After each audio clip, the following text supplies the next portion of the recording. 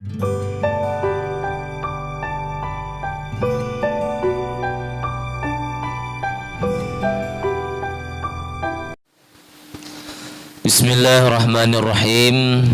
Assalamualaikum warahmatullahi wabarakatuh. Alhamdulillah wassalatu wassalamu ala Rasulillah Sayyidina wa maulana Muhammadin ibni Abdillah wa ala alihi wa ashabihi wa man tabi'ahu wa mawalah, amma ba'du. Ma'asyiral muslimin, bapak-bapak, ibu-ibu, jamaah solat maghrib, jamaah Masjid Agung Istiqomah Kabupaten Bengkalis yang mudah-mudahan dimuliakan oleh Allah Subhanahu wa taala. Marilah kita bersyukur kepada Allah Subhanahu wa taala dengan mengucapkan alhamdulillahirabbil alamin, dan berselawat kita kepada baginda Rasulullah sallallahu alaihi wasallam dengan ucapan Allahumma salli ala sayyidina Muhammad wa ala alihi wa ashabihi ajma'in. Baiklah jamaah, bapak-bapak, ibu-ibu yang dimuliakan oleh Allah, pada malam yang berbahagia ini kita akan melanjutkan kajian tafsir Al-Quran kita. Kita sudah sampai pada surah Al-Baqarah ayat 282. InsyaAllah pada malam yang berbahagia ini, dengan mengharapkan ridho dan pertolongan Allah Subhanahu wa taala, kita akan melanjutkan kajian tafsir Al-Quran surah Al-Baqarah ayat 283 dan seterusnya. Baiklah, boleh buka Al-Quran surah Al-Baqarah ayat 283 dan seterusnya. Sebelum kita masuk kepada ayat dan kita mentafsirkan, marilah kita awali majlis kita pada malam yang berbahagia ini dengan sama-sama membaca Al-Fatihah, yang mana kita hadiahkan untuk baginda Rasulullah sallallahu alaihi wasallam, para sahabat-sahabatnya, para keluarganya, para ahli baitnya, para kaum muslimin, kaum muslimat, baik yang masih hidup maupun telah meninggal, dan juga untuk diri kita sendiri. Semoga Allah Subhanahu wa taala melindungi kita terkhusus dari wabah COVID-19. Semoga kita senantiasa sehat selalu, sehat jasmani dan rohani, dan kita semakin istiqomah di dalam beribadah, dan mudah-mudahan ibadah amal soleh yang kita lakukan diterima hendaknya oleh Allah Subhanahu wa taala. Ala hadhihi niyyah. Al-Fatihah. A'udzu billahi minasy syaithanir rajim. Bismillahirrahmanirrahim. Alhamdulillahi rabbil alamin. Ar-Rahmanir Rahim. Maliki yaumiddin. Iyyaka na'budu wa iyyaka nasta'in. اهدنا الصراط المستقيم صراط الذين أنعمت عليهم غير المغضوب عليهم ولا الضالين آمين. Baik, kita baca sama-sama surah Al-Baqarah ayat 283. Bismillahirrahmanirrahim.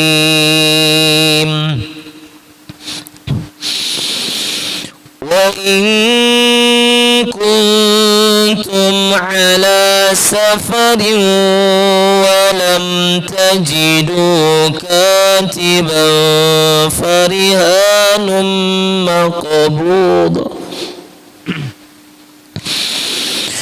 فإن أمن بعضكم بعضا فليؤدي الذي اؤتمن أمانته وليتق الله ربه ولا تكتموا الشهادة ومن يكتمها فإنه آثم قلبه والله بما تعملون عليم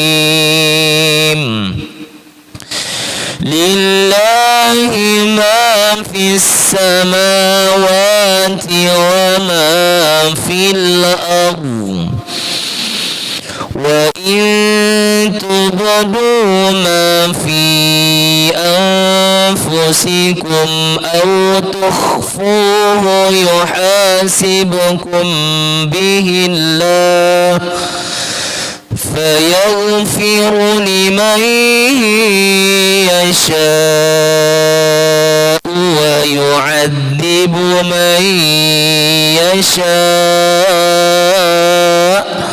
والله على كل شيء qadir. Baik, masyarakat muslimin rahimakumullah, sebelum kita masuk pada tafsir, terlebih dahulu kita bacakan terjemahannya. Surah Al-Baqarah ayat 283. Wa in kuntum ala safarin, dan jika kalian berada dalam perjalanan atau musafir, walam tajidu katiban, dan kalian tidak mendapati penulis, farihanum maqbudah, dan hendaklah ada barang jaminan yang dipegang atau ditahan. Fa in amina ba'dukum ba'dha, maka jikalau satu sama lain percaya, falyu'addil ladzi tumin, maka hendaklah menunaikan orang-orang yang dipercayai amanatahu, amanannya, wal yattaqillah rabbah, dan hendaklah dia bertakwa atau takut kepada Allah Tuhannya. Wala taktumus syahadah, dan janganlah kalian sembunyikan persaksian. Wa may yaktumha, dan siapa yang menyembunyikan persaksian, fa innahu athimun qalbuh, maka sesungguhnya berdosalah hatinya. Wallahu bima ta'maluna alim, dan Allah terhadap apa yang kalian lakukan maha mengetahui.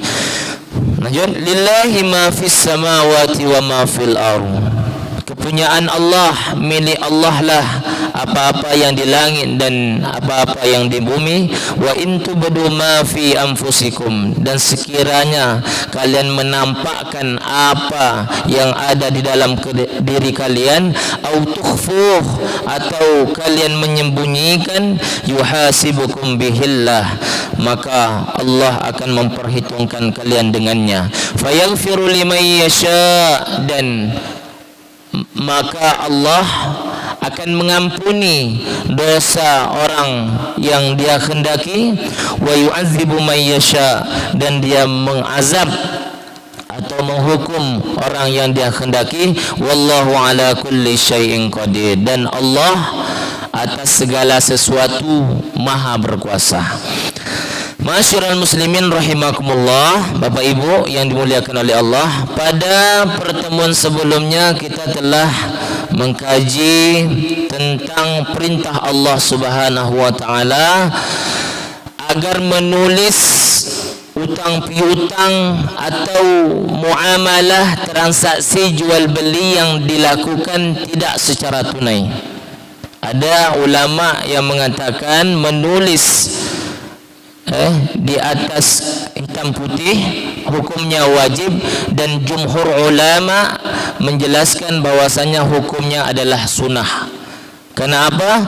Karena dinasakh atau dihapus dengan turunnya ayat 283 yang bermakna dalam kandungannya adalah apabila salah seorang ataupun sebagian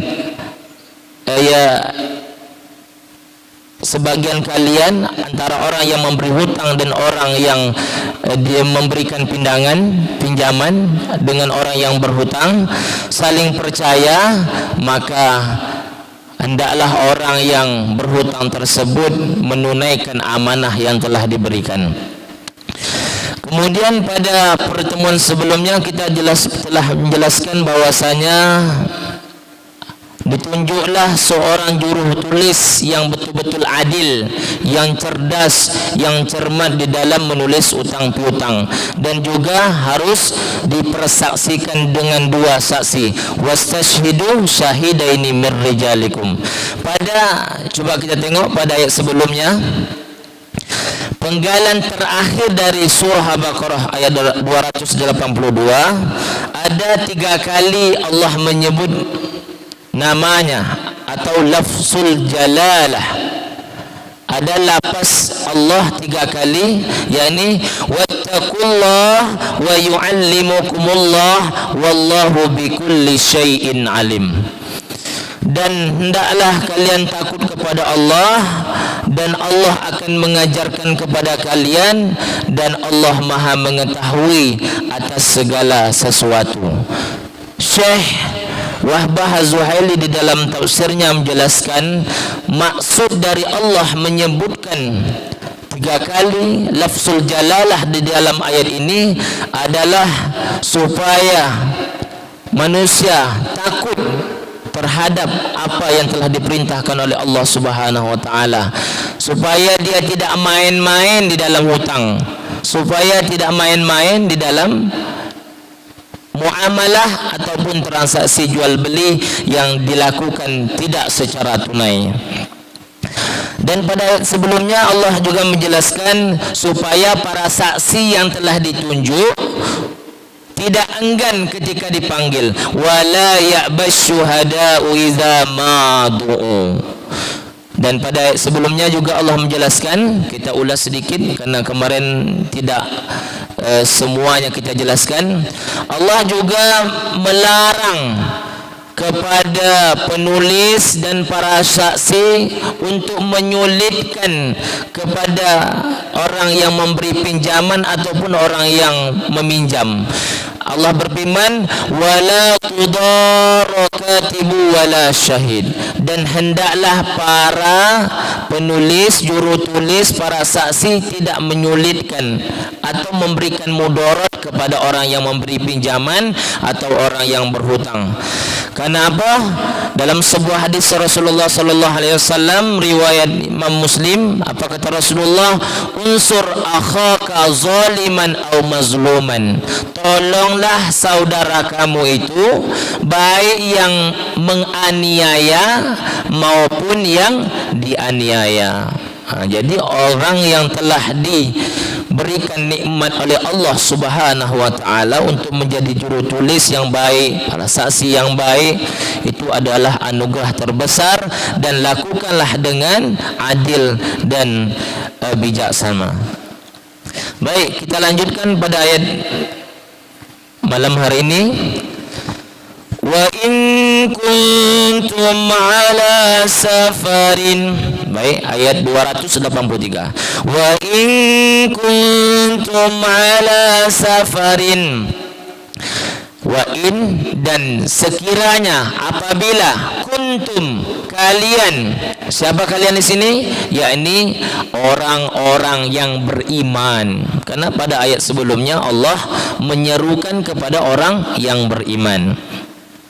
Wa in kuntum ala safarin, Dan jikalau kalian orang-orang beriman ala safarin, berada di dalam sebuah perjalanan, atau menurut Syekh Ibnu Katsir di dalam tafsirnya au musafirin, ya, statusnya musafir, Bu, Pak, bukan mukimin, musafirin.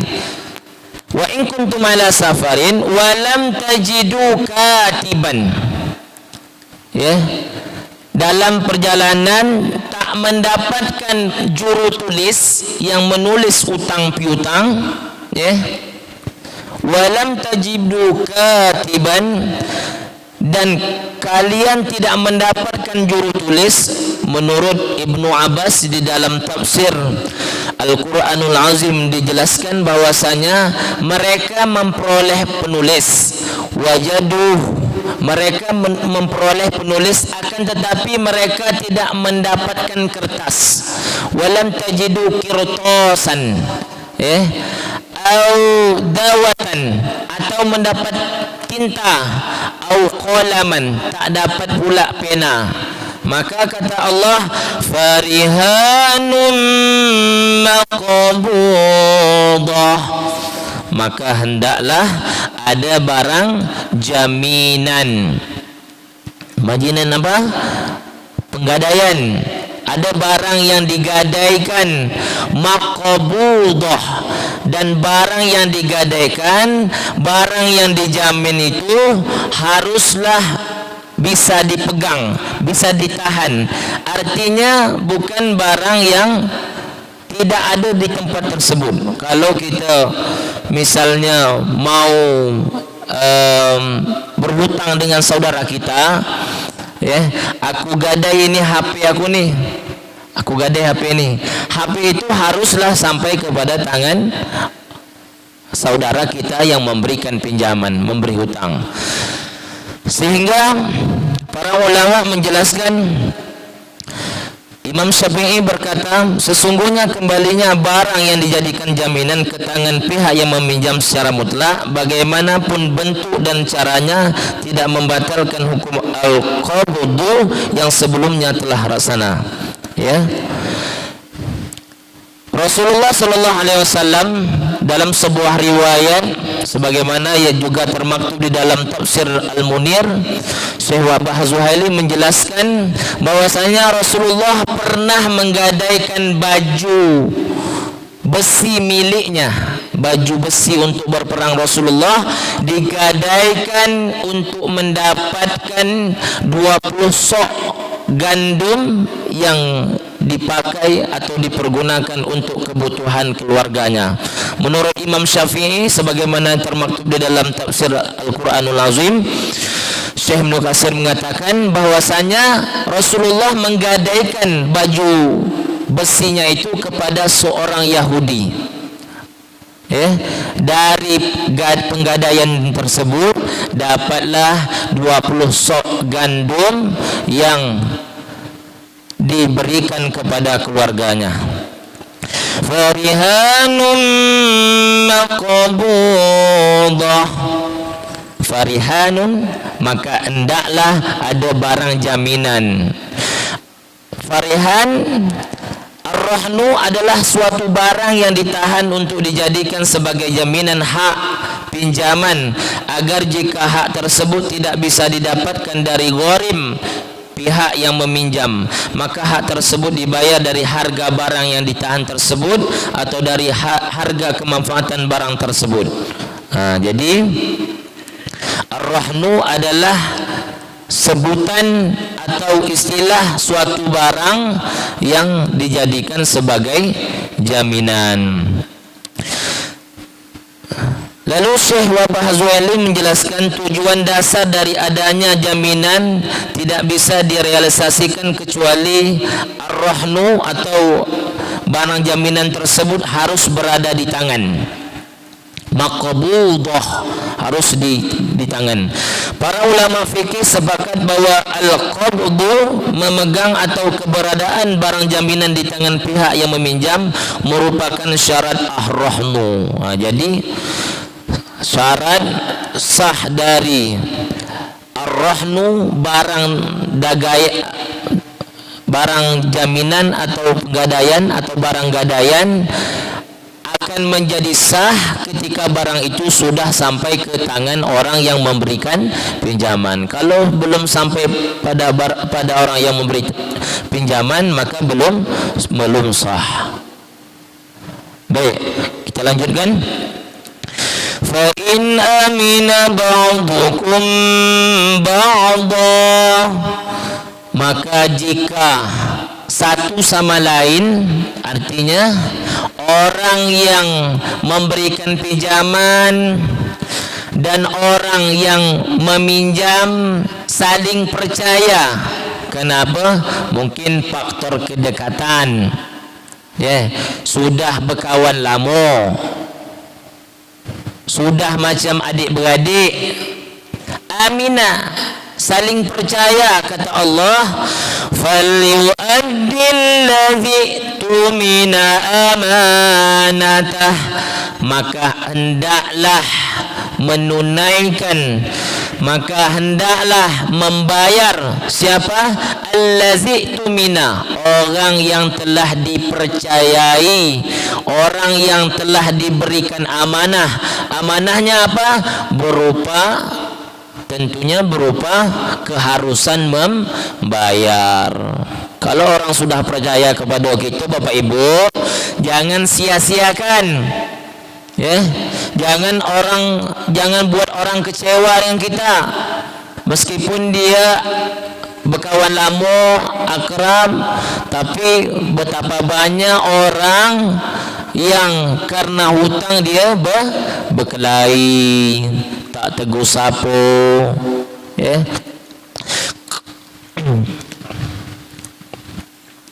falyu'addil ladzi tumina amanatah, maka hendaklah membayar, menunaikan orang yang telah dipercaya amanat. Wal yattaqillaha rabbah, dan hendaklah dia, orang yang meminjam tadi, Bapak Ibu, takut kepada Allah, bertakwa kepada Allah Tuhannya. Jadi jangan main-main.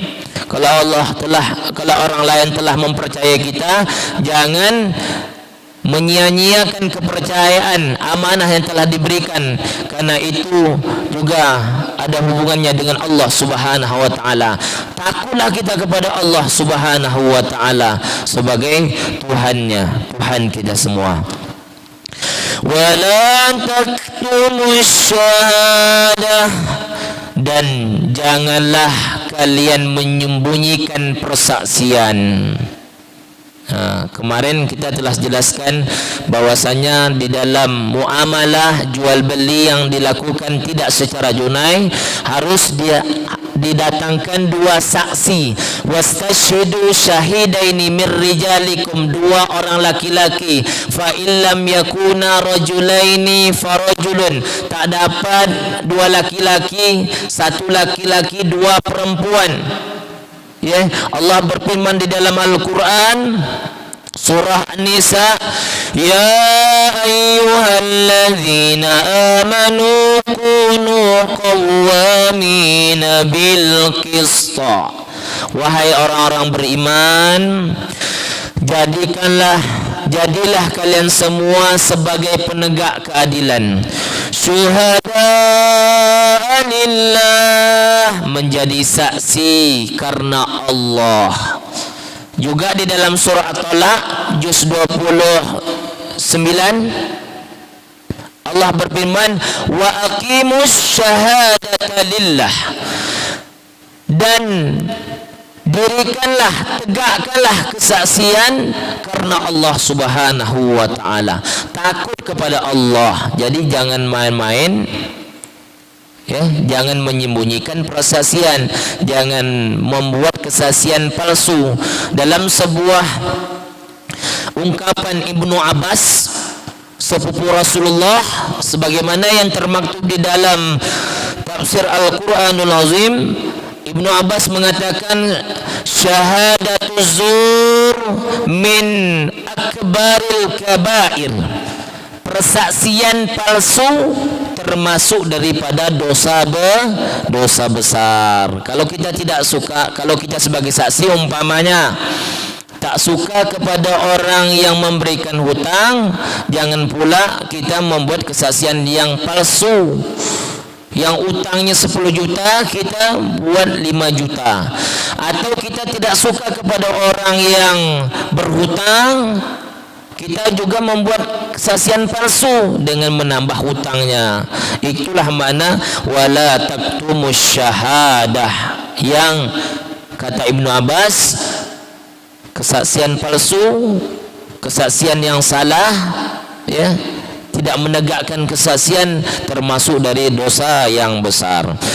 Wa may yaktumha fa innahu athimun qalbuh. Wa may yaktumha, siapa saja yang menyembunyikan kesaksian, fa innahu, maka sesungguhnya dia athimun qalbuh, berdosalah hatinya. Kenapa seperti itu Bapak Ibu? Ngapalah dosa hatinya? Karena menurut Syekh Wahbah Az-Zuhaili di dalam Tafsir Al-Munir, karena hati adalah pusat perasaan dan pusat emosi, dan dia juga bisa melakukan dosa sebagaimana dosa zina yang dilakukan oleh mata dan pendengaran. Allah berfirman dalam Al-Quran, Innas sam'a wal basara wal fu'ada kullu ulaika kana anhu mas'ula. Sesungguhnya pendengaran, sesungguhnya penglihatan, sesungguhnya fuad, hati, kullu ulaika kana anhu mas'ulah, semuanya akan dimintakan pertanggungjawaban di hadapan Allah Subhanahu wa taala. Wallahu bima ta'malun alim.